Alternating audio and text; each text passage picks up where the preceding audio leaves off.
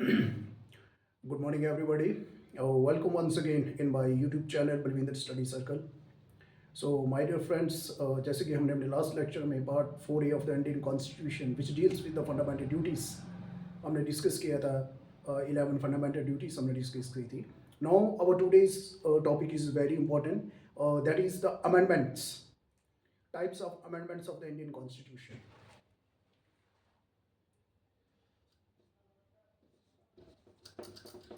Types of amendments in Indian Constitution.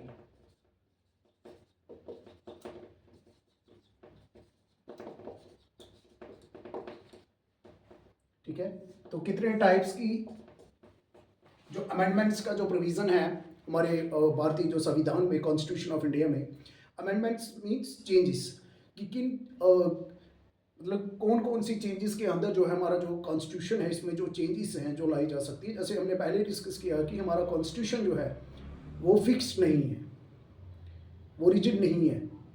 Some provision are rigid, some are flexible. Our constitution of India is a quasi federal. Okay, so time to time कुछ changes, बदलाव जो लाए जाते हैं different constitution provisions में. जैसे first constitution amendment हुई थी 1951 में, 42nd जिसको मिनी कॉन्स्टिट्यूशन भी कहा जाता है. 73rd 74th amendment, 86 constitution amendment, 100 amendment. मतलब time to time different amendments होती रहती हैं और इसका क्या प्रोसीजर रहता है, क्या प्रोसेस रहता है, वो आज हम डिस्कस करेंगे. सो यूजुअली जो constitution of India can be amended in three ways. In three ways.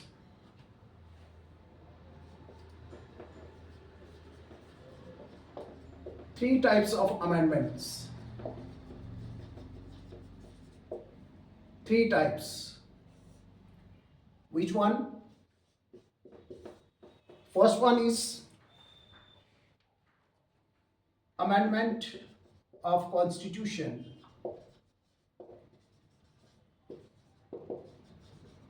by a simple majority. By a simple majority. किसकी? Of parliament, not state. एक प्रोसेस तो ये है कि सिंपल मेजॉरिटी से पार्लियामेंट जो है वो कॉन्स्टिट्यूशन को अमेंड कर सकता है. सिंपल मेजॉरिटी हम डिस्कस करेंगे. Simple majority means only 51% of the members present and voting. कि टोटल जितनी स्ट्रेंथ है हाउस की, जैसे at present there is strength of 545 in the Lok Sabha and 245 in the Rajya Sabha. So that means जितने भी मेंबर्स हैं, ओके, वो मेंबर्स जितने हाउस में प्रेजेंट है पार्लियामेंट की प्रोसीडिंग्स में, हाउस की प्रोसीडिंग्स के टाइम पे, वोटिंग के टाइम पे, उनका 51% जो है वोट जो है अगर फेवर में जाएगा तो वो चेंज हो जाएगी. We can see the 51% of the members present and voting is called simple majority. Number 2 जो अमेंडमेंट है, this is amendment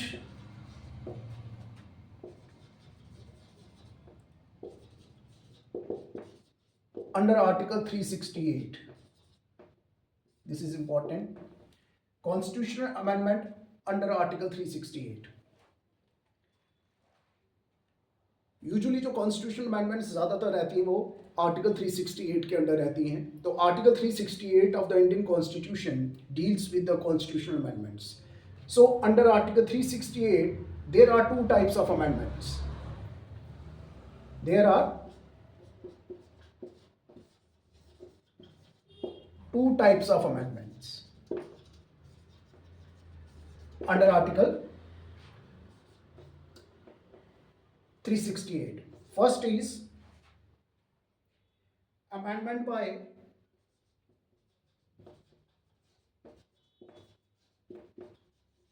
special majority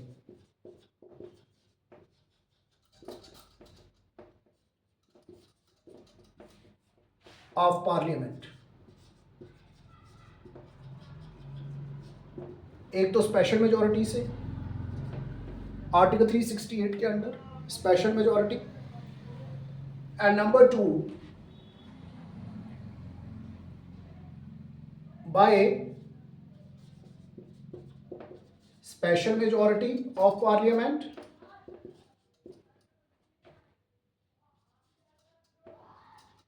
along with ratification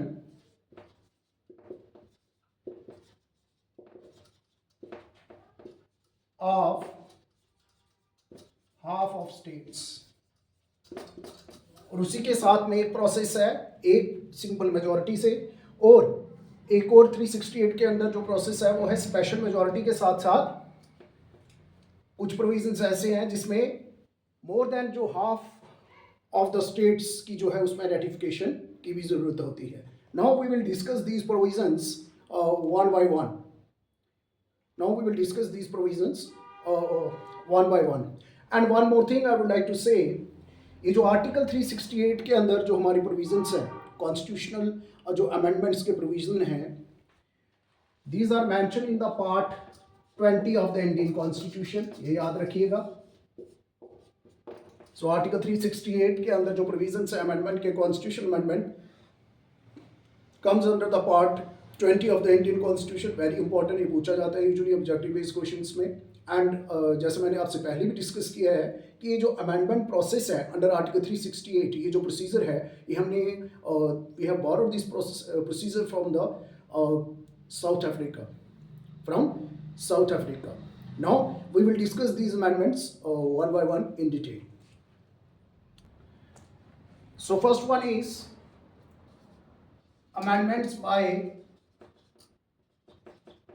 simple majority. So simple majority means 51% of the members of House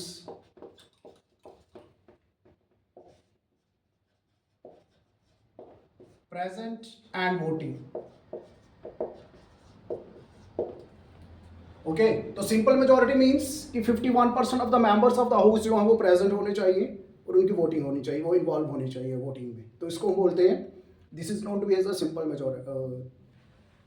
majority which is not the part of amendment under article 368। ये 368 के बाहर आती है simple majority वाली जो हमारी amendments है। Now इस प्रोसेस से कौन कौन से प्रोविजंस हैं जिनमें चेंजेस लाई जाती है। कुछ प्रोविजंस लाइक पहले ही हमने डिस्कस किया था, एडमिशन और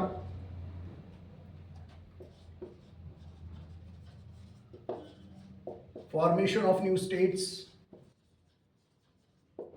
अगर इस तरह का कोई भी न्यू स्टेट एडमिट करनी है, फॉर्म करनी है, उसकी बाउंड्री चेंज करनी है, जैसे हमने आर्टिकल 2 और आर्टिकल 3 में डिस्कस, कोई भी चेंज अगर लानी है जो हम पहले भी डिस्कस कर चुके हैं।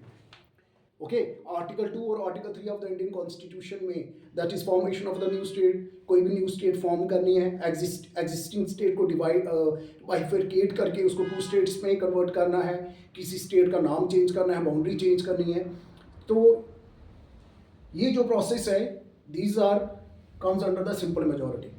इस तरह का जो बिल है वो इंट्रोड्यूस किया जाता है हाउस में, पार्लियामेंट में।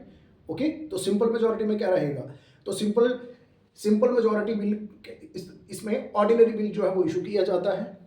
सिंपल मेजॉरिटी के साथ वो चेंजेस होती है जो एक ऑर्डिनरी बिल के साथ डील करती हैं, comes under the ordinary bill. So different types of bill हम डिस्कस करेंगे, और like ordinary bill, constitutional amendment bill, money bill, these are the different types of bills. Okay, तो ये जो चेंजेस हैं सिंपल मेजॉरिटी से, these are the part of ordinary bill. तो ordinary bill में क्या होता है, बिल जो है वो इंट्रोड्यूस किया जाता है पार्लियामेंट में, किसी भी हाउस में इंट्रोड्यूस किया जा सकता है, चाहे वो लोकसभा हो चाहे वो राज्यसभा हो। फिर इंट्रोड्यूस करने के बाद वो बिल जो है दोनों हाउसेस में पास होना चाहिए by 51% of the members present and voting, that means by simple majority से वो बिल पास होना चाहिए। अगर कहीं suppose if there is a deadlock, अगर कोई भी एक्शन नहीं ना लिया जाए किसी एक हाउस के द्वारा, अगर if Lok Sabha passes the bill and send that bill transfer to the और Rajya Sabha, and Rajya Sabha doesn't take any action for the 6 months, तो इन दैट केस उसमें डेड लॉ क्रिएट किया जाता है। Then in that case president organizes, जो उसमें है एक जॉइंट सिटिंग जो है वो ऑर्गेनाइज की जाती है, जिसका joint sitting of the house, दोनों हाउसेस कंबाइन जो है उसकी एक बैठक बुलाई जाती है जिसको जॉइंट सिटिंग कहा जाता है, जिसके presiding officer speaker of the Lok Sabha होते हैं। ये हम डिस्कस करेंगे डिफरेंट टाइप्स ऑफ बिल्स में। ओके, तो in that case that means in simple majority cases में यहाँ पे जॉइंट सिटिंग का प्रोविजन भी रहता है अगर कहीं डेडलॉक क्रिएट हो जाए, और इसको पास होने के लिए only it requires 51% of the voting of the members present, not of the total members, कि कितने मेंबर प्रेजेंट हैं हाउस में। अगर सपोज 545 में से 400 प्रेजेंट हैं या 350 प्रेजेंट हैं, बट मिनिमम स्ट्रेंथ जो होनी चाहिए 1/10, that is quorum, quorum of the house. House का एक डिसिप्लिन होता है, एक कोरम होता है, कोरम से नीचे जो है हाउस की प्रोसीडिंग स्टार्ट नहीं हो सकती है, और ये कोरम मेंटेन करना this is the duty of the presiding officer. अगर लोकसभा है तो स्पीकर, अगर राज्यसभा का केस है तो चेयरमैन का। दैट मीन्स टोटल जितनी स्ट्रेंथ है उसके 1/10 मिनिमम मेंबर जो है प्रेजेंट होने चाहिए, और मैक्सिमम वी नो कि उसके ऊपर जितने भी मेंबर प्रेजेंट हैं उनका 51% वोटिंग जो है होना चाहिए वोटिंग के दिन। So this is what we call, एक तो ये प्रोसेस हो गया, जो सम अदर प्रोविजंस जिसमें सिंपल मेजॉरिटी होती है लाइक सिटीजनशिप। अगर कोई भी चेंज लानी है सिटीजनशिप एक्ट के रिलेटेड, सिटीजनशिप के प्रोविजंस में, ये भी सिर्फ पार्लियामेंट ही कर सकती है और ये सिंपल मेजॉरिटी से होता है। Also abolition or creation of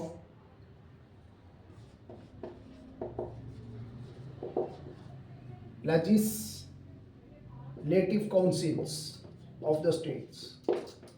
अगर किसी भी स्टेट की लेजिस्लेटिव जो काउंसिल्स होती हैं जहां बाइकैमरलिज्म है, जहां पे, और किसी भी स्टेट को, अगर किसी भी स्टेट लेजिस्लेचर वो चाहे कि उसको लेजिस्लेटिव काउंसिल जो है उसको रखना है या नहीं रखना है, जहाँ एबॉलिश करना है, तो उसके रिलेटेड भी जो भी चेंजेस लाई जाती हैं वो पार्लियामेंट के थ्रू लाई जाती हैं only by a simple majority.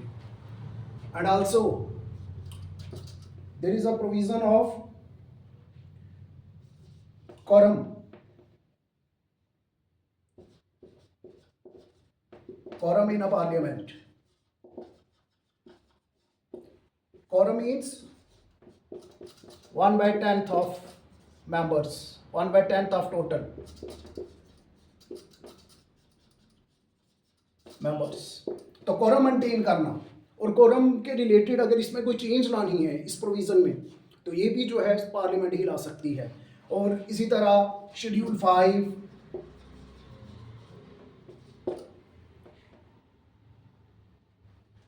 Schedule 5 of the Indian constitution में अगर कोई चेंज लानी है ये भी पार्लियामेंट ही लाएगा।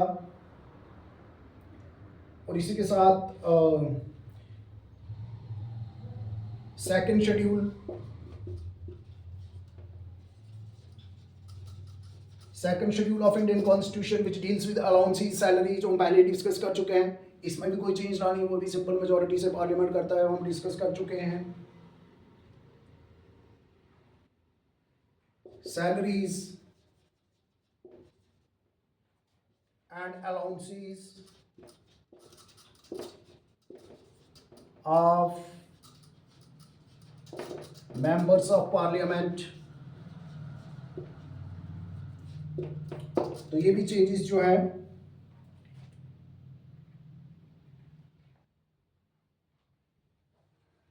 सिंपल मेजॉरिटी से लाई जा सकती हैं। और इसी के साथ में शेड्यूल 6 में भी अगर कोई चेंज लानी है, शेड्यूल 5 के साथ schedule 6, schedule 5, schedule 6 of the Indian constitution, second schedule में ये सारी चेंजेस जो हैं सिंपल मेजॉरिटी के साथ जो हैं वो लाई जा सकती हैं in the constitution of India. Now we will discuss the constitutional change under the article 368।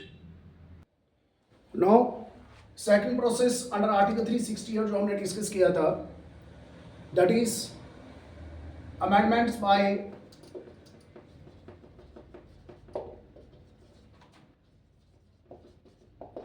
Special majority.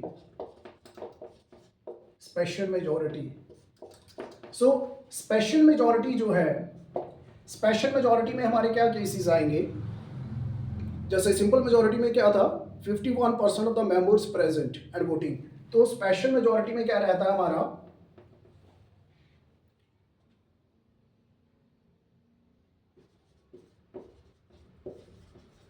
more than 50% or 51%, we can say more than 50% of total members,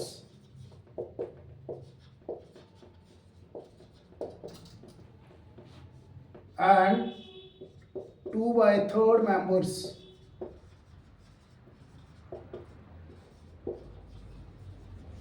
present and voting. That means amendments under special majority, अगर इस तरह का कोई भी constitution, this is a constitution amendment bill under article 368, now we are discussing. Okay, तो under article 368 amendment under special majority के लिए अगर कोई भी बिल जो पास करना है, उस बिल को इनिशिएट करने के लिए, मतलब पास होने के लिए पार्लियामेंट में there is a requirement of more than 50% और वी कैन से 51%, जितना भी टोटल मेंबर है हाउस का नॉट प्रेजेंट। सिंपल में क्या था कि जितने मेंबर प्रेजेंट हैं उसका 51%, पर यहाँ पे क्या है 51% ऑफ द टोटल स्ट्रेंथ। जैसे इन केस ऑफ लोकसभा, अगर वो बिल पास होना है लोकसभा में, तो वहाँ पे पहले तो सबसे पहले कंडीशन क्या है कि टोटल स्ट्रेंथ 50, जैसे एट प्रेजेंट 545 है, तो 545 में से 51% जो है वो फेवर में होनी चाहिए, उनकी वोटिंग फेवर में होनी चाहिए 51% में।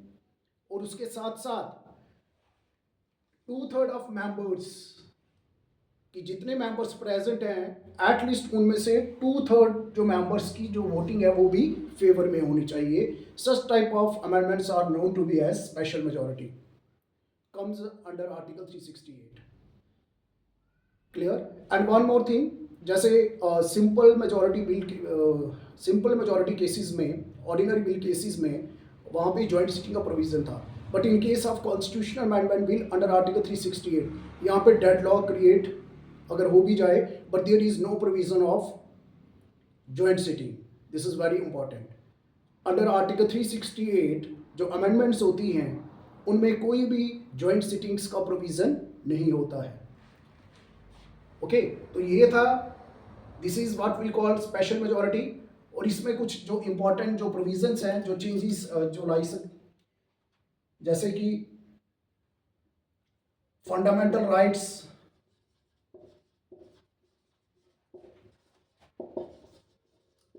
Directive principles,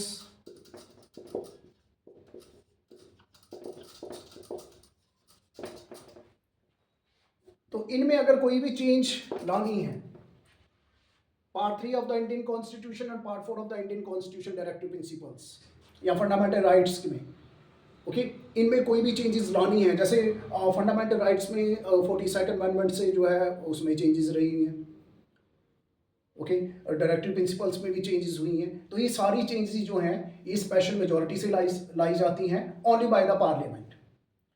amendments by special majority by parliament only. यहाँ पे स्टेट की इन्वॉल्वमेंट नहीं रहती है।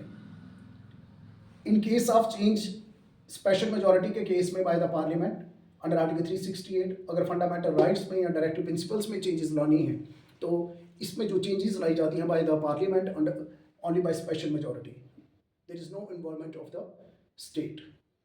Okay, now next one is, now third one is amendments by special majority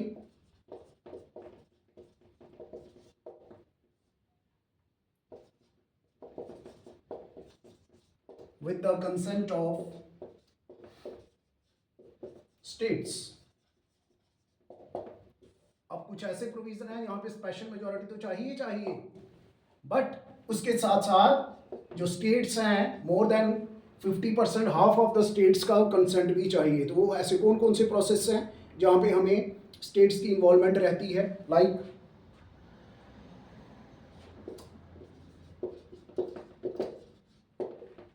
election of president,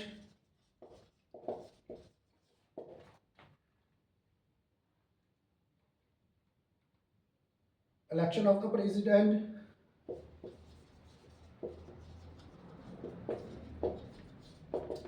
supreme court, high court में अगर कोई provision में चेंज लानी है,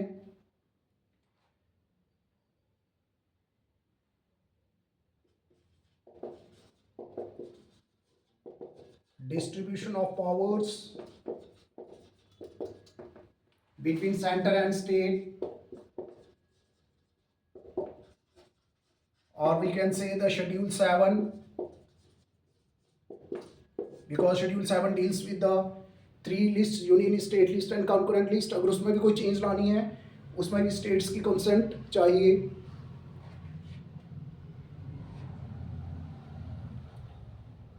representation of the states,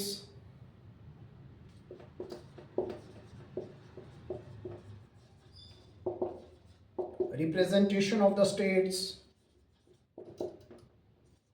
in parliament. तो कौन सा हाउस जो है वो रिप्रेजेंट करता है स्टेट्स को? राज्यसभा। तो दैट मीन अगर राज्यसभा के रिलेटेड इसमें भी कोई चीज़ लानी है कि स्टेट्स की डिस्ट्रीब्यूशन किस तरह से करनी है, वो भी उसमें भी स्टेट्स की कंसेंट चाहिए। दैट मीन्स ये जो प्रोविजंस हैं इसमें स्पेशल मेजोरिटी के साथ साथ स्टेट्स की कंसेंट चाहिए। That means half of the states, at least half of the states की कंसेंट चाहिए, तभी इन प्रोसीजर्स में जो है वो चेंजेस लाई जा सकती हैं। ये कुछ इंपॉर्टेंट प्रोविजंस हैं। ओके, तो ये थे हमारे कुछ 3 different ways by which we can amend the Indian constitution by simple majority under article 368, special majority and special majority with the consent of the states. Clear? Now next, और इसी के साथ हमने जैसे डिस्कस किया था that parliament can in Keshavananda Bharati case, in Keshavananda Bharati case एक वर्डिक्ट आई थी सुप्रीम कोर्ट की that parliament can amend the constitution but without affecting the basic structure. That means in Keshavananda case क्या कहा गया था?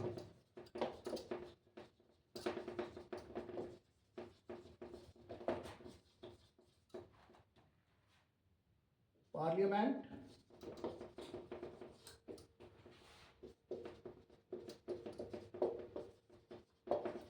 cannot amend the basic structure. This is very important, basic structure of the constitution. Parliament जो है इसमें verdict आई थी कि पार्लियामेंट चेंज कर सकता है, parliament can change the constitution of India but without affecting the basic structure. But ये जो टर्म बेसिक स्ट्रक्चर है not defined in the constitution, ये हमारे संविधान में कहीं भी ये टर्म जो है वो क्लियरली जो मेंशन कहीं भी नहीं की गई, not defined by constitution. So constitution of India इसको डिफाइन नहीं किया गया कहीं पे भी। ये पूछा जाता है बेसिक स्ट्रक्चर इसको, but this term has been defined by the supreme court on the basis of their judgement. ठीक है, बट सुप्रीम कोर्ट जो है डिफाइन करता है इसको on basis of judgement.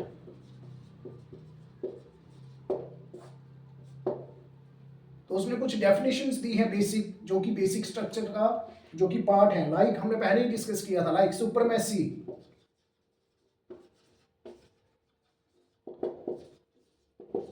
supremacy of constitution। as we know in India there is a supremacy of constitution procedure established by law। हम पहले भी डिस्कस कर चुके हैं। इन इंडिया अगर क्वेश्चन आएगा कि इंडिया में सुपरमेसी किसकी है, तो कॉन्स्टिट्यूशन ऑफ इंडिया की है, जो हम पार्ट 1 में भी डिस्कस कर चुके हैं। उसी के साथ जैसे हमारा कॉन्स्टिट्यूशन क्या है, रिटन कॉन्स्टिट्यूशन है, तो इसमें कोई चेंज नहीं लाई जा सकती है, ये सुप्रीम कोर्ट का कहना है, because this is a part of the basic structure.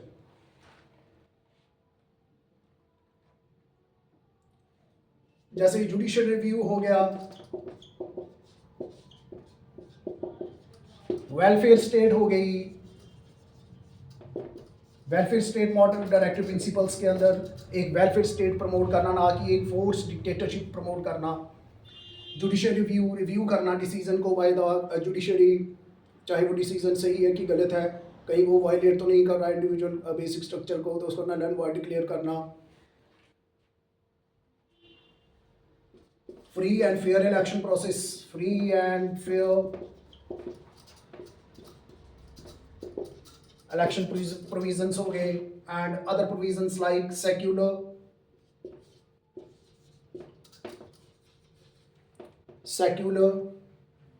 character,